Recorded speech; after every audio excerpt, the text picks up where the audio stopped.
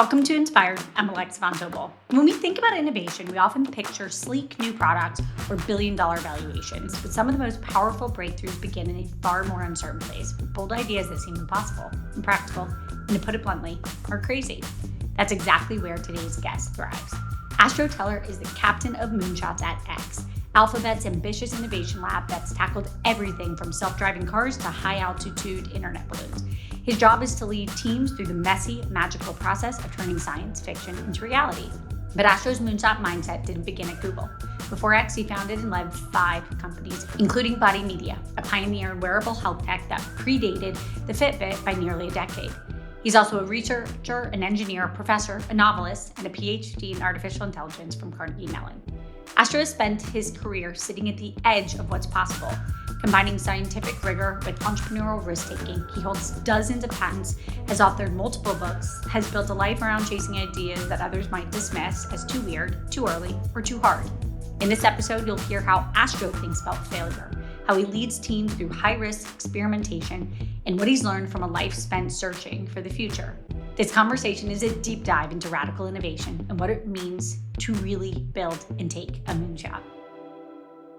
If you're running a startup, we know things like managing equity and communicating with investors are always top of mind. Carta has built a connected suite of tools that over 40,000 companies use to do just that. Their platform of software and services helps you lay the groundwork so you can focus on building. To learn more or get started, visit carta.com. Happy Friday, welcome. Happy Friday. Thank you for doing this with me, Alexa. I'm really excited. And you sent me some thoughts ahead of time about what we might talk about. And I think we're going to have a lot of fun doing this. Well, good. I'm glad you liked my questions. We've done a ton of research, and I'm just let's dive right in here. I want to start from the beginning. Your origin story. You were born in Cambridge, England, in 1970. Shortly after your father completed his PhD in philosophy at MIT, and he began a postdoc at Queen's College in England. You were 2.5 years old, and when we look back at your family, and I want to literally start from the beginning. Your grandfather, Edward Teller, the theoretical physicist and chemical engineer, widely known as the father of the hydrogen bomb. Your maternal grandfather was awarded a Nobel Prize in economics. Your father was a philosopher and professor in quantum mechanics. And your mother was a clothing designer before getting multiple masters in psychology. You come from a really dumb family. I want to just start from the beginning. What was it like growing up in a household of such underachievers, and how do you think that shaped you? There's probably a lot to be said about that, but the person you didn't mention, and it had a sizable impact on me, was my brother. It was clear from the time I was maybe 7 years old that my brother was meaningfully smarter than me. And in a household in which how smart you were defined you, the fact that I had lost before the race had really even started, I think shaped my life considerably. I don't know if you remember, but Avis had these commercials in the 70s and 80s. Their tagline was, "We try harder." We try harder, Avis. Avis, we don't know another way. And there was something about that really resonated with me, because I knew I wasn't going to win, whatever the hell that means, get attention, get affection in my family, because of how smart I was. And that was complicated because how smart you were was sort of how the whole extended family rotated. And so from an early age, I leaned more into my creativity, into how hard I worked and pushed myself. I got really interested in how other humans tick and the ways in which people don't do the things they say they're going to do, but end up doing things that are because of motivations that are hidden inside them instead of the sort of intellectual things they say they're motivated by. So I think a lot of how I'm wired, a lot of where I'm coming from now stems from this feeling from when I was 7. Being smart is ultimately what matters, but I can't win at that game, so I have to find some way to kind of make up for that. First of all, I very much appreciate that. I have some smart siblings as well, and so I've always worked really hard. How do you think their achievements shaped your view on risk taking? In some ways, I'm not sure because, especially my two grandfathers were so successful, and seen from the outside, it didn't look like they made a lot of mistakes. But my father's father, Edward, frequently said when I was a kid something that I thought was actually, until like a year ago, I thought that this was a quote of his. I've since learned that it was actually a Niels Bohr quote that he was repeating. He never said it was from him. I just assumed it was, which is an expert in any field is someone who's made the majority of the mistakes in that field. And so I'm not sure their resumes were where I learned about failure, but that particular statement resonated to me as particularly true, that there wasn't a shortcut where you could just read the books. The definition of an expert is someone who'd gone out and made the mistakes, the relevant, critical training mistakes that it takes to become an expert in anything. It's so true. It's like whoever is actually the best in the field has made the most mistakes, and that's maybe a better way to think about it. That feels right, Astro. You, in your childhood, you said it was filled with a lot of inward thinking, inwardly focused, full of reading and big ideas. You now are responsible for thinking about the biggest ideas that mankind can think about, which I think is a pretty rad job. And I admire greatly that you get to do that all day. If you have to go back to your childhood, can you just give me a sense of something that really stands out that you think helped get you here today? I mean, I was definitely a dreamer. I've learned other skills over time, but the think big thing, the sort of romantic, not necessarily just in the, amour sense, but in this sort of big ideas sense, that came quite naturally to me. I think one of the things that married with that in sort of fairly innate sense that I had when I was young was my father's father told stories with great affection, nostalgia about the Manhattan Project. Not the bomb part of it. He mostly didn't talk about the fact that the United States was in the middle of a war at the time, but the fact that a few hundred of the smartest and most interesting people in the world, most of whom were like really pretty wild characters, all got sequestered on this mesa top in New Mexico for years, living like literally it was a boys' school. It was like this outdoor natural wonderland that they made this like summer camp for people with like an IQs of 160. And they were trying to do things together that had never been done before. And he had all of these happy memories and stories from this time, just sort of like all of these people, sort of their ideas clashing into each other and all of the really amazing things that sparked. I think that stuck with me. I had no interest in making bombs, or I wasn't particularly good at physics, but there was something about getting really special people together into a place where they were somewhat protected and seeing what they could do together, that like I attached to from an idée fixe kind of way from when I was maybe 8 years old. And, so maybe it's not totally an accident that here I am trying to cause one of those things now later in my life. Astro, that is so cool. That is such a direct connection from like the huddle in a corner in a place of safety and let's dream up impossible things and make them happen.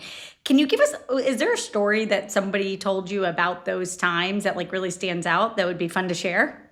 So, I mean, one of the things that my grandfather was very known for, just to give you an example, but I'm going to tell you another one, which maybe is more hard to find, let's say.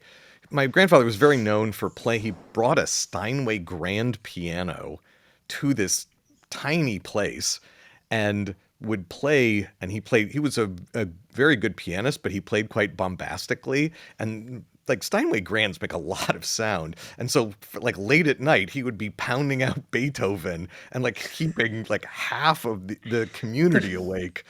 So he was sort of known for playing what became known as the monster, not Edward, but his piano.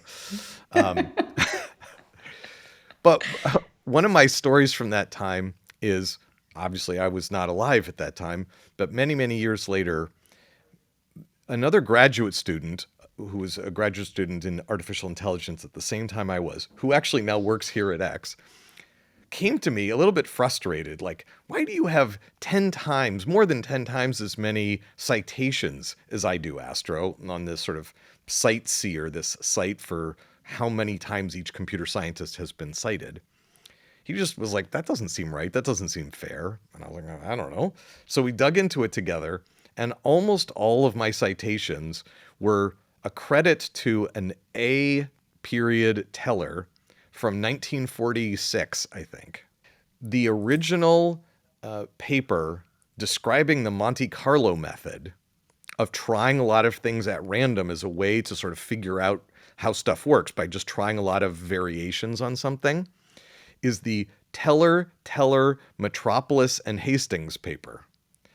And the A teller, it was A teller and E teller, was Augusta, my grandmother, who never Wow. published another thing, but the one thing she published was by itself cited, literally 10 times more than all of my papers combined.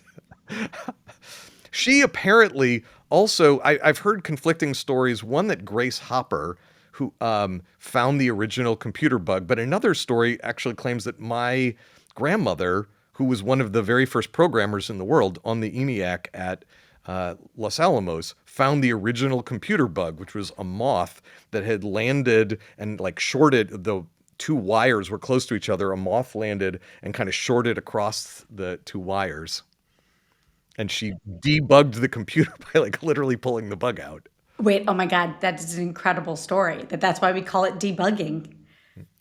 So I'm confident that the story is true. Whether it was my grandmother or Grace Hopper, I'm not totally sure because I've heard both with confidence. So I don't know.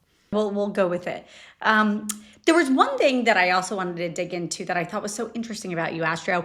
Apparently, you had a pivotal moment when you were 13. You were hiking with your dad in the Grand Tetons.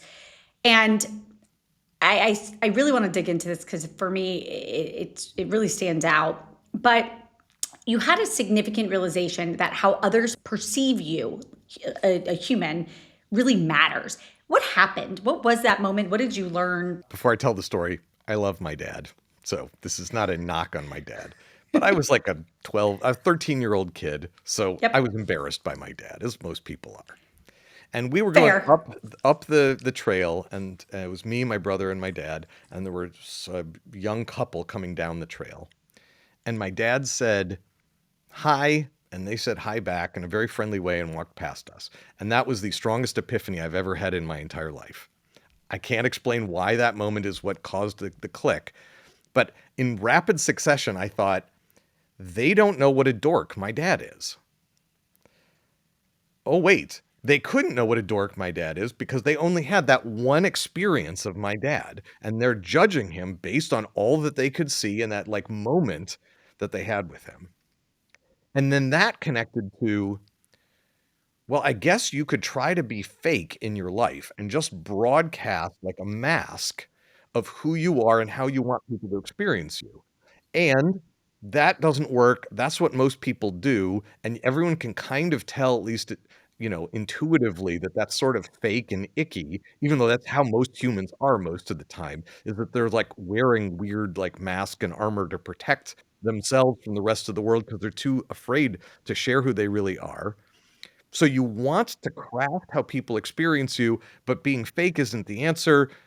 So the right answer is you have to find a way to be yourself on purpose, which is sort of like being an author of your own life, both in the very broad sense in which you get to not just live your life, but make it, create it, and think of it as an act of creation. But also in each moment, you can choose how you show up.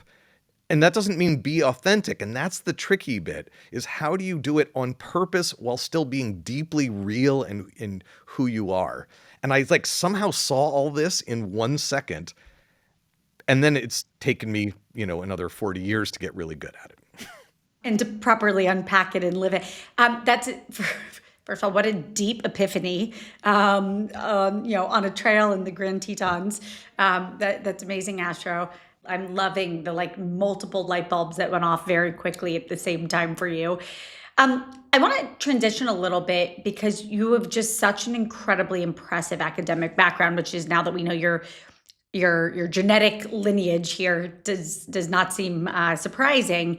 But you got your bachelor's of computer science from Stanford, followed by master's in science in symbolic and heuristic computation, also from Stanford. Then you went to complete your PhD in artificial intelligence at Carnegie Mellon, where you were also a Hertz Foundation fellow. And I'm not going to even there's even more after that. A professor and engineer and researcher at Phoenix Laser Technologies. When you think about what was motivating you through your academic career, what mattered? Why get all of those degrees? What was driving you, Astro? I'm really embarrassed, but kind of like apropos what I was just saying, I'm missing that filter that most people have, so I'm just going to tell you the truth. My family had the attitude that many families have about high school. Like, you just finish high school, then you'll see what you're going to do. In our family, it was more like, well, what will you do after you get your PhD? Like, I didn't think very hard about doing a PhD. And actually, I taught a class at Stanford before I finished my undergrad time, not afterwards. Weird other story. But because I taught a class my fourth year as an undergrad at Stanford, it turned out that I could get paid 3 times as much and not have to pay tuition if I was a master's student. They didn't have a mechanism for properly paying undergrads to teach a class. So I agreed to do a master's degree while I was doing my undergrad degree. It was called a coterm. And then because I'd done that for a year, I was like, okay, I might as well finish my master's degree. It was only going to be one more year. So I did my undergrad and my master's in 5 years. And after I finished my master's, I was applying to graduate schools, but I did apply to work at just 3 or 4 labs. And in retrospect, I was not very nice about it, but I applied to several places, like what was the leftovers of Bell Labs, Microsoft Research, a few other places. And I said, hi, I would like to run your lab. And all of them, I think, just sort of short-circuited and tried to get me out of the room as fast as possible. But the guy who was interviewing for Microsoft Research had the decency to say to me, we can afford to wait until after you have your PhD to have this conversation. So I said, okay, see you in 5 years. That was the one moment where I actually considered not getting a PhD. But then when he said, no, you need to have a PhD in order to run Microsoft Research, I'm very happy where I am now. But that was me even back then wanting to be doing something like X. So that's the answer to got a PhD. Is there's some default in there. Maybe that's not a great answer, but that's kind of the truth. The artificial intelligence part of it was a bit different. Yeah, tell me. When I applied to Stanford, I actually told them I was going to do political science. I was good at a bunch of stuff, but I was really interested in how the world worked. So that's what I declared as. And then when I got there, I had so many APs that I'd gotten a 5 on, and they weren't willing to give me more than a year's worth of college credit. So I don't know why they picked computer science, but they said, we're not giving you any credit for your AP in your advanced placement test for computer science. But if you take a 1-quarter course, which is a survey of computer science at Stanford, we'll give you a whole year's worth of credit, 3-quarter. And I say, okay, fine, I'll take that 1 course. And I did. And the TA in that class, whose name was Nick Parlante, was so out of his mind excited about computer science. I thought, shit, I want to be that excited about what I'm doing. Maybe I'll do computer science. So what I didn't know was that was Nick's first time ever TAing. One. So he was partly out of his mind because he liked computer science, but he was also out of his mind because it was his first time being a TA. Yep. And he went on to be one of the, I don't know, 3 or 4 most beloved lecturers in the history of Stanford. So Wow. I just got really lucky that I got Nick at this time in my life. And luckily, I have since gotten to like find Nick again and tell him what a big impact he had on my life in this very unintentional way. Then from computer science, I'm smart, but I'm more creative than I'm smart. I'm not even sure creative is the right word. I'm mentally flexible. Say more. Say more about what does that mean, Astro? Well, I will, but artificial intelligence was like the Wild West back in the like 1990 was when I really started doing artificial intelligence as an undergraduate. And that just allowed for a lot more, like, relatively speaking, there's some things like operating systems where how creative and mentally flexible you are is just not as important as the rigor of your computer science-ness. And I was okay on the rigor, but it just wasn't my first skill. There were things like artificial intelligence where people just were like, what is this going to be 30, 40, 50 years from now? And that lent to both to my strengths, but also to my excitement about life and the unknown. So I drifted into artificial intelligence because it sort of just matched me in that way. I feel your natural level of enthusiasm for the things that you do. It's like I can physically grab it, Astro. It's incredible. At quick side topic, because it's not a quick side topic, but we'll cover it quickly, which is writing. You have written many books, literally ranging from sci-fi thrillers to social satire, in even tandem with family members. Give us just a quick sense of what has made you write some of these books, and maybe which book are you most proud of? Again, I couldn't even necessarily name them all, but what's made you write a bunch of books? First of all, I was a voracious reader when I was a kid, and like a lot of voracious readers, one of the first things I wanted to be when I was a kid was a writer, because that was just like how I was experiencing the world was through books. So I held on to some of that sort of romantic idea of being a writer. Related to this issue of being mentally flexible, I think my real strength is as a storyteller. It turns out what I'm best at, arguably, is taking complex ideas and making them simple and clear and compelling. And that doesn't make you a great writer, but the task of being a writer and sort of showing an arc for a person or a group of people, making it a puzzle and an adventure that you can bring the reader along through that, is not unrelated to the more general issue of kind of an architecture for understanding something, which is how I think of storytelling. I've enjoyed lots of them.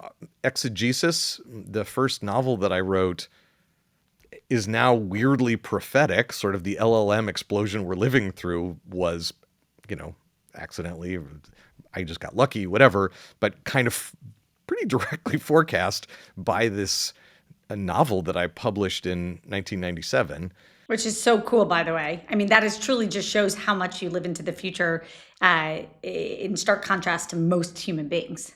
I'm not sure it worked out perfectly, but I had a blast. I wrote and sold a film to Paramount, to Cruise Wagner Productions when Tom Cruise was still at Paramount. That was really fun, partly because just it was like pulling me in a new space. I wrote a novel after Exegesis called Among These Savage Thoughts that taught me a lot about iteration and how I could have done that better. I think in retrospect, a book that I have a lot of fondness for, but the pieces of it are gorgeous, but it didn't quite hold together. I was trying to do too much at the same time in the book. And I think if I'd iterated better on it, faster, and with being a little bit less precious about the ideas, I would have made it into a better book. So it was a good learning experience for me. I loved making Sacred Cows with my wife.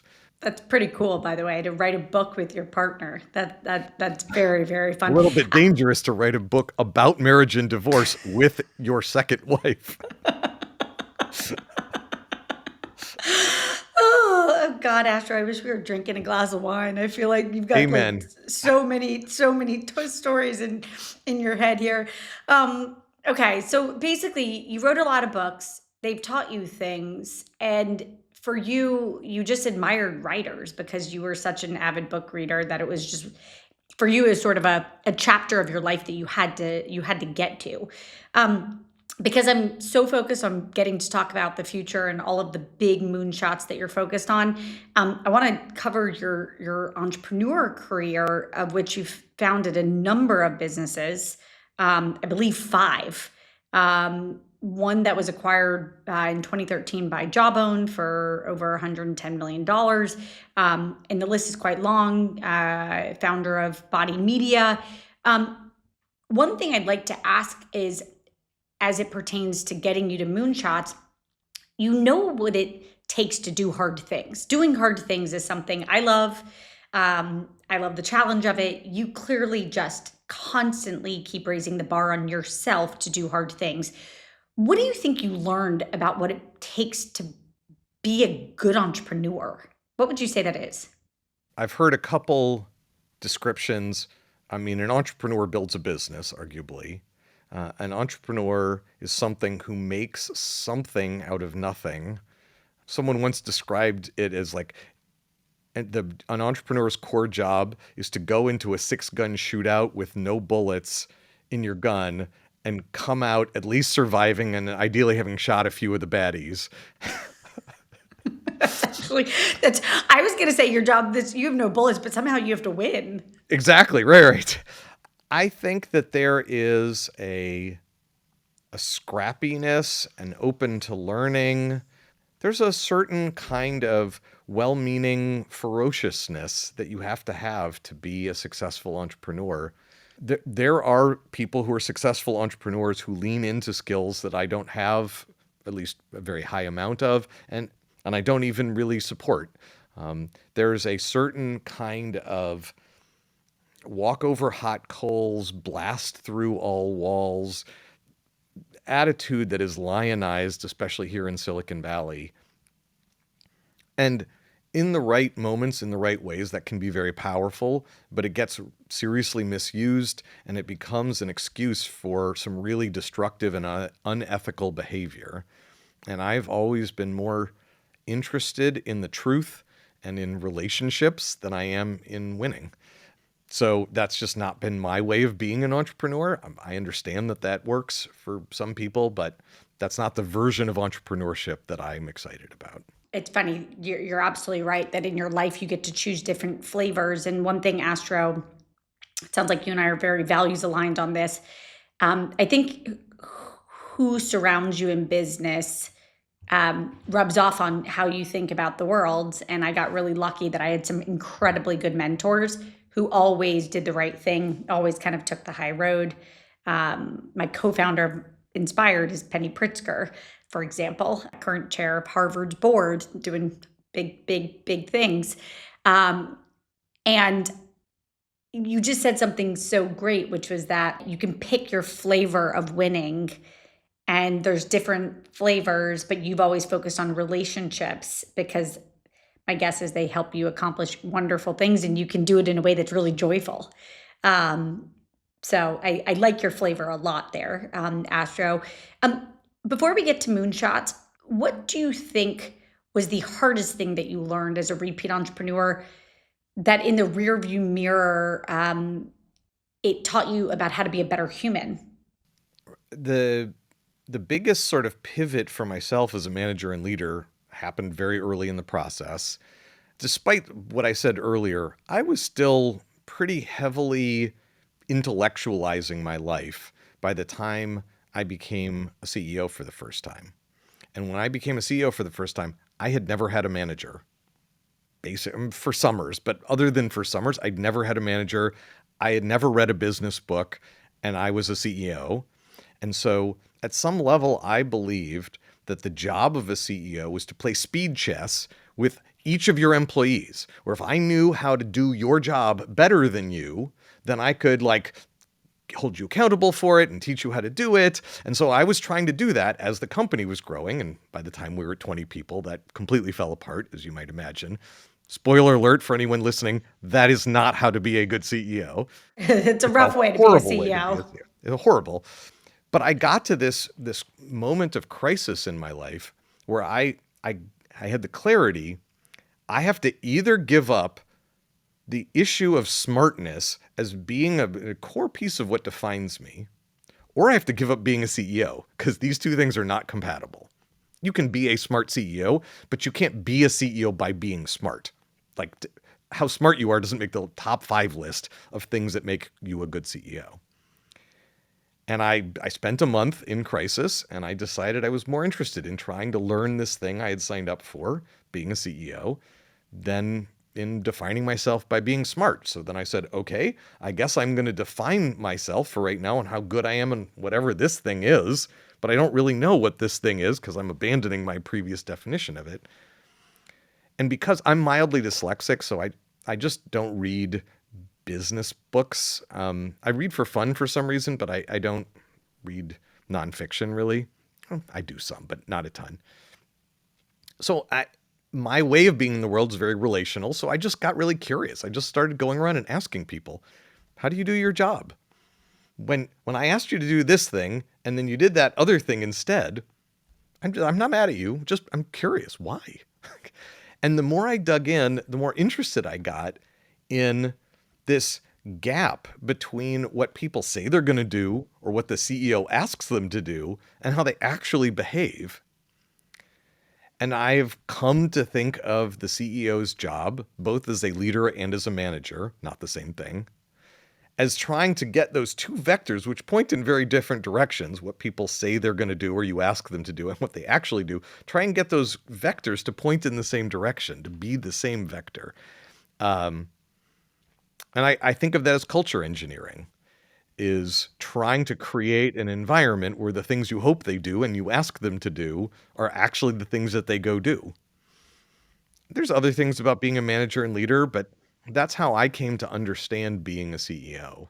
To your point, being a great CEO doesn't necessarily have to do with intelligence. Intelligence is helpful, by the way, but there's so much of it is there. It's true tactics and skill sets and communication and listening and direction and visioning. And so I think that was well said, which is like, it's not necessarily pure intelligence that is powerful in the role. Okay, Astro, the thing I'm dying to talk to you about, moonshots. First of all, what the hell is moonshots? And I love that your title is Captain of Moonshots, which, Astro, I don't think I've met a person with more interesting names and titles. What is Moonshots? What are you doing inside of Google? What's the purpose of it? The Moonshot Factory. And then I want to dive into some of the things that you're working on that are just profoundly interesting. Maybe I'll start here. The way we define a moonshot is with 3 core ingredients. And we would only call something a moonshot if it has all 3 of these things. 1, there has to be a huge problem with the world that you can name and want to solve. If you don't have that, it's just academic. 2, there has to be some kind of science fiction sounding product or service that, however unlikely it is you could make it, we can agree ahead of time if you could make it, it would probably solve that huge problem with the world. And then 3, there has to be some reason to believe that that's not just a fantasy, some kind of technology breakthrough or opportunity that gives us at least a prayer of making that science fiction sounding product or service that would then allow us to go solve that huge problem with the world. Once you have those 3 things, we would call that a moonshot story hypothesis. And that's our job here at X, the Moonshot Factory, is to form moonshot story hypotheses and then to test them. So if you worked here at X, welcome to X, Alexa. Hi. We would say, 1, massive kudos to you every time you find one of these things. High five. And you're almost certainly wrong. It's not because of you. If I bring up one, it's almost certainly wrong. Like our batting average is about 1%. Wow. By definition, if we're going to try to come up with things that don't sound reasonable, if you bring up something that sounds reasonable, we're not interested by definition of what I just said before. If it's obvious and it's likely to work and it's just hard work and money, that's not our job. Like the rest of the world will go do that without us. They don't need us for that. If we're pre-signing up to be explorers, to go find things that can't be well defined and are quite possibly just not there, we have to have the audacity to start each adventure. That's why you get the high five for proposing it. But we have to have equally high humility that it's probably not right. And so our entire job is to get evidence that it's not right so we can gracefully move on from that exploration and get on to the next exploration, which has some chance of being even more valuable. Okay, so Astro, let's talk about some of the moonshots. Give us 3 of them, just so we can really wrap our head around 3 of them that maybe are the most out there. Let me start by saying that for people who are listening to this and would like to learn more, because we can't talk through all of these right now, X is 15 years old now. And now that we're 15, we wanted to take a pause and find a way to sort of share some with the world more broadly, because we've been a pretty secretive place. And so we've created a podcast series. If you want to find it, you can just look for X, the Moonshot Factory, Moonshot Podcast. Just search for that and you'll find it. And this is an oral history about some of the amazing people and amazing projects that have come through X. And true to our sort of shtick, we don't just talk about the ones that succeeded. We're also talking about some of the things that didn't work, because you learn from the stuff that doesn't work. Correct. And when you're in denial, when you just try to pretend that it was all success, that's never the actual story. Ever.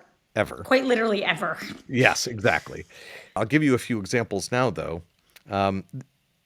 The 3 that are probably the best known, Google Brain, which is one of the things that caused the explosion of machine learning around the world over the last 15-ish years, started about 15 years ago at X. Waymo, the self-driving cars that I think most of your listeners would be familiar with, that started at X. Wing, the drones for package delivery, that started at X. Google Glass, that started at X. Verily, the life science business for Alphabet, that started at X. Intrinsic, which is the Alphabet's moonshot for industrial robotics, that started at X. So I can give you lots more examples, but those are some that some of your listeners may well know. Give us an example of 1 or 2 that's sort of now frontier out there, 15 to 20 years. I just want to get a sense of the craziest ones, Astro, and then I want to talk about how you create an environment that lets people have such crazy big ideas, and how do you create that level of safety for people to go do things that are, to your point, most likely to horribly fail. Let me give you an arc. All of these things sounded unreasonable when we started. Of course, our job, if we've been doing them for a long time, they sound less crazy by the time we are successful. But that's survivor bias, to be clear. We start lots of crazy things that did, in fact, turn out to just be crazy, so we stop them. But many of your listeners may be aware of the Loon project. These were stratospheric balloons that had cell towers hanging under them. This came from X. So we worked on this for a long time. It was our way of trying to get internet connectivity to the rural parts of the world. And it was an amazing team. We were really proud of the attempt. But ultimately, it was working technically and operationally, but we couldn't make the business as profitable as we thought. So we closed it down. It's very sad. Lots to learn there. And those balloons used to talk to each other by shooting lasers at each other. So they were beaming 4G LTE and 5G down to the ground so people could use their handsets. But they had much thicker bandwidth between them so they could make an ad hoc mesh network in the sky, and so that some of the balloons could connect down to fiber on the ground. As that project was ending, somebody said, hold on, I know you're not supposed to be able to do lasers on the ground. It doesn't work for a whole bunch of reasons. Smoke, fog, rain, blah, blah, blah. But what if we could make these lasers work on the ground? Maybe that's a good way to do internet connectivity for, the 3 billion people in the world who are underconnected or unconnected. That was 7 years ago. And we just had that project, which is called Tara, graduate from X literally a month ago. So they're off to races as an independent business. We're incredibly proud about them. They have a box about, this big. It's small, larger than a brick, smaller than a stoplight. It shoots a laser up to 20 kilometers. It's eye safe, unregulated because it's near visible light. It has to see another one of these boxes, but as long as those two boxes can see each other, you plug a fiber optic cable into one, and you get a fiber optic cable through the sky up to 20 kilometers. In fact, they've done up to 53, but they only, their product specs only say up to 20 kilometers. 20 gigabits per second. You can put this up in an hour for tens of thousands of dollars. It would cost you 1,000 times that much to trench the fiber over those 20 kilometers. Wow. In easy scenarios, and more than 1,000 times if you were like in the middle of the city. So that by itself would be a pretty exciting business. But the reason that we're so excited about it is that box was just paving the way. In the background, that team built a chip about the size of a smushed pea, a little bit smaller than a smushed pea. That's not the computer. That chip actually takes light, splits it into thousands of different pieces that are all coherent. That means their phase is sort of wiggling together. And then they slow up some of the light that's coming out of all these little pieces in this tiny chip, just by a tiny bit, relative to the other ones, so they get them out of phase. They can calculate how the light will crash into itself, either constructively or destructively interfering. And what they get out of all of this light coming out of this tiny little chip is an electrically steerable laser. That means soon, like they have this working over kilometers out in the world now, they're going to be providing to the world lasers for talking to each other that don't require a gimbal, so you can kind of steer the laser, or MEMS mirrors, that's the fine pointing for lasers, or in most cases, even like the curved glass, the optics. Wow. It will change what we do with lasers as much as moving from tape drives to like a solid state flash memory has changed how we put memory into things. Wow. So I would expect telecommunications to move from radio frequencies to light over the next decade, and for Tara to be at the frontier of that. They're in like 20 countries, and they're moving more data every 15 minutes than the Loon project did in its entire 9-year history to customers in 20 countries, which is why we celebrate failure, because you learn from the things that don't work.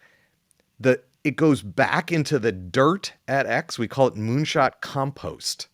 And then out of that compost, we get something like Tara. First of all, thank you so much for giving the full circle. I think that is, to your point, I always have the visuals in my mind, which is like success is 2 steps forward, 2 steps back, 3 steps forward, 9 steps back, 40 steps forward. And that's a perfect example. I want to shift. I want to talk a little bit about Waymo, just because I've now had many rides in a Waymo. They're so cool. Not only I'm ready for Waymo to be everywhere. The productivity, the amount of time back, I felt safer, bluntly. They're pretty And amazing. I mean, it really is incredible. I FaceTime my kids actually, Astro, my little people, because they were so excited to see I was in a car that was driving itself. Talk a little bit about what you see that could be possible from Waymo in 5 years, 10 years, 15 years. Like, let us hear the predictions in your head of how that changes society. I'll give you a few examples. Let me use a few from Waymo, but I'm going to use one or two from Wing also because I think people don't see it coming, but Wing's going to be as big a deal. But that's the next wave, but people are like already got there with Waymo. They haven't gotten there yet with package delivery. With Waymo, like here's an interesting example. When the world was worked around buses, the corner bodegas where the bus stops were in cities, that real estate was worth more because that's where the bus stop was. And once we moved even just to like Uber and Lyft, transportation as a service, that started to change real estate prices. That's an example of something that's pre-Waymo, but where the world changed because how we moved around changed. You're going to see a whole series of those kinds of changes as people move farther and farther away from owning their own cars. People don't take transportation as a service more because it's expensive. Sometimes you're nervous about who's going to be driving you because they're chatty, because it's not private, because it's not clean. Obviously, the safety issues. If you could just solve all of those, have it be cheaper and better on all of those fronts, think of them as like micro buses that you could take to work. If you want to go on a vacation for a couple days, I don't know when exactly, but I'm sure at some point Waymo will just let you like lease it by the hour so that you can just take it. Like at some point, why would you even own a car anymore? And it's not clear you'll ever want to own the Waymo car, but you'll just use it for as long as you need it and then release it back into the world. And I think it's going to change a lot about the world. But because I think people have already been thinking about Waymo so much, I think your listeners would be interested to hear 1 to 2 years from now, they will experience wanting something, asking for it, and then having it be delivered out of the sky within minutes.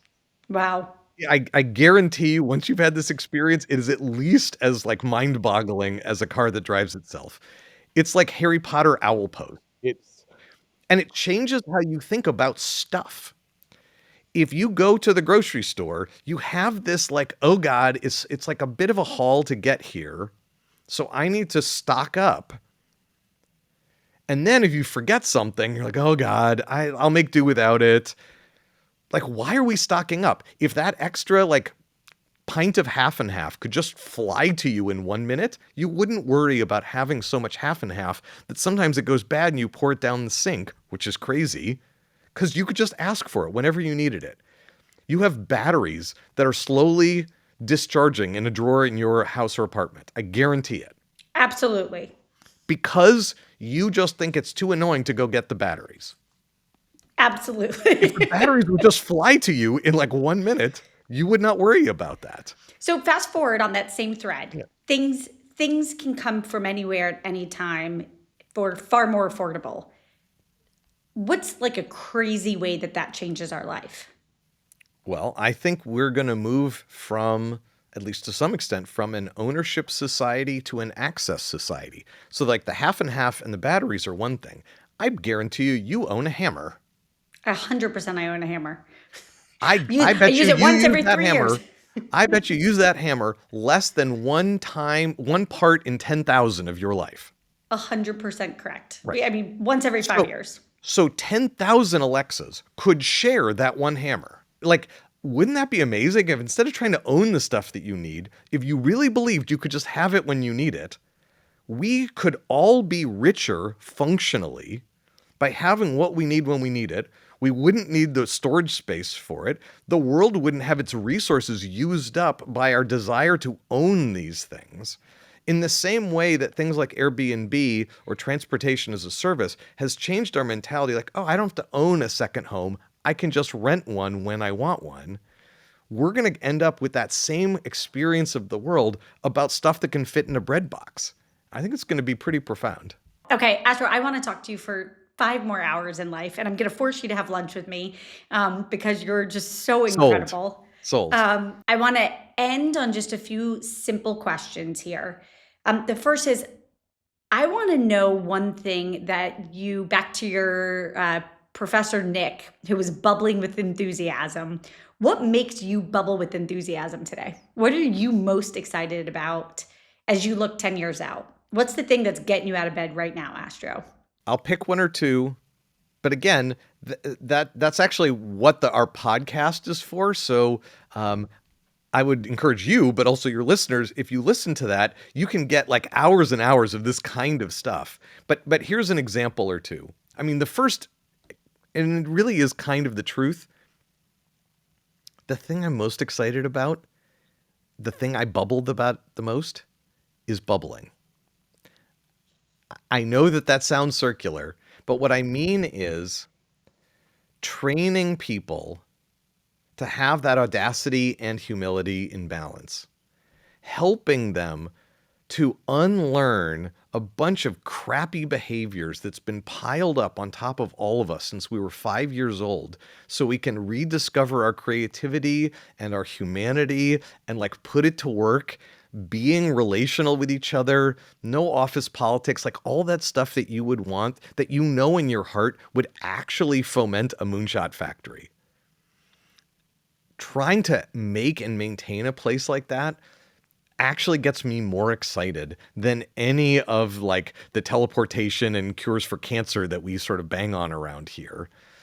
I get excited about those too, but seeing the people try, watching them be intellectually honest when it doesn't work, giving them a hug, helping them like get up and dust themselves off, that's even more exciting to me than the individual moonshots. So, knowing that this podcast is about unlocking people's ambition to think bigger, be bigger, solve bigger problems, and you are probably one of the very, very few people walking on this earth who's created that environment, back to sort of your childhood dream of being out in the desert, sequestered, safe, allowed to go and do really hard things. What would you say, outside of comfort with failure, is one other thing that you try to do and that we can all take away from this to help ourselves think bigger? Maybe it's a distant cousin of the failure point, but the only thing on the door of my office is a poster of the tarot card of the Fool. I think that there's a lot that can be learned from being willing to be foolish, heading out on an adventure where you don't know where you're going, being able to remove protective barriers between you and the world, seeing side quests not as a distraction, but as actually kind of the point in the end. I think you can unpack a lot about the metaphor of the beginner's mind and what it means to be expert, to have the skills of an expert, but to still be able to show up in conversations with an openness and a lack of judgment and a lack of preconceptions that enables like brainstorming and helps you get to unusual places that expertise sometimes is like a mental prison that prevents you from getting to. Now, I don't know if you can do all those things if you are deeply uncomfortable with failure, but it is somewhat different than that. It's more than that. You have to be comfortable not only potentially looking foolish for a long period of time until no longer do you look foolish. And I think that means a lot of comfort from within and confidence from within rather than from external validation, which is, I think, a quest we can all set off on. Astro, I want to spend so much more time with you. You are an absolutely, I mean, one of the most interesting people I've ever met. I feel like you should be on some poster somewhere. Everybody out there, if you want to learn more about everything that's happening at X's Moonshot Factory, download the podcast, listen to all the incredible ideas. I had an absolute pleasure going through the list of just incredible things: air and water from the sky, solving our water problem from the oceans, climate change. I mean, it's really incredible, the big out there ideas you are working on and making reality. Thank you so much for your time today. It's been an absolute pleasure. Thank you. Thank you, Alexa. That was an absolute blast, and you're on for that lunch. Thanks so much for tuning in today. If you've enjoyed the episode, be sure to subscribe, rate, and review. We'll be back with another episode of Inspired with Alexa Von Tobel soon. Thank you.